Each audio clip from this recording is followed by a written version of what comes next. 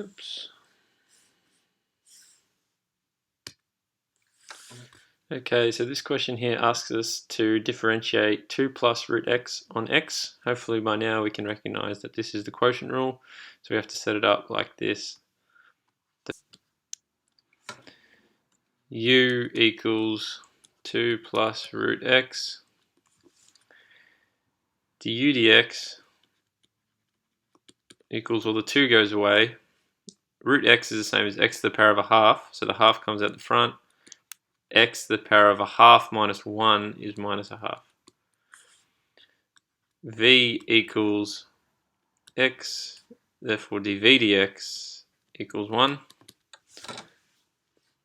Now, if we're applying the quotient rule, that says that means that we have to do dy dx. So the derivative function is equal to v du dx minus u dv dx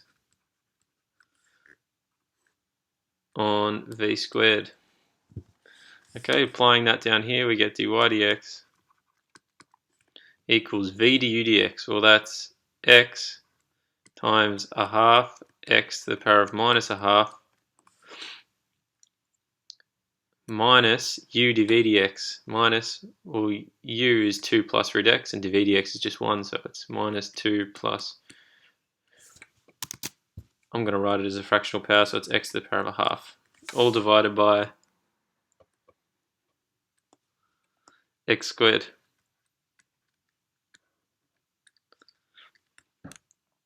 Okay, now this part here where we have x times x to the power of minus a half. Remember, this is x to the power of 1, and when we multiply the bases that are the same, we have to add the powers. So it's 1 plus minus a half. Well, that's going to leave us with a half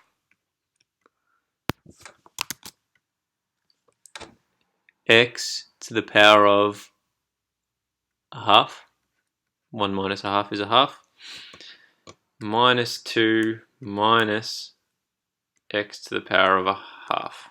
If we expand that bracket out, all divided by x squared.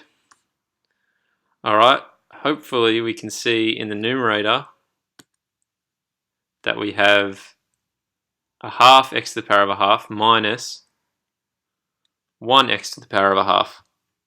If I just put that there for this.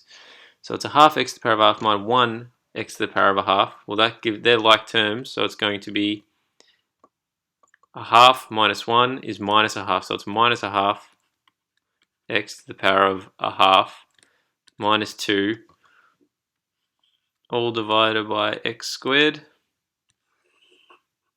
If we head up here, then we get, well, we can separate it into 2 fractions, so let's do that. So it's a half x to the power of a half divided by x squared minus 2 on x squared.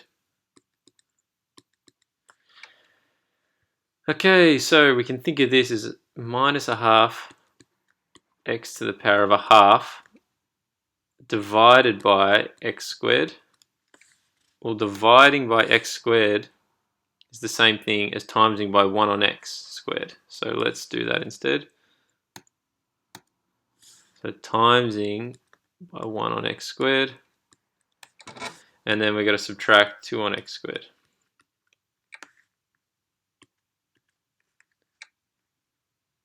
Okay, so now we have negative 1 on 2, x squared on the bottom, and x to the power of a half on top, minus 2 on x squared. Okay, now we can use our index laws. So if we have x to the power of a half minus x squared, so it's a half minus 2, which is minus 3 on 2. So we get minus 1 half x to the power of minus 3 on 2 minus 2 on x squared.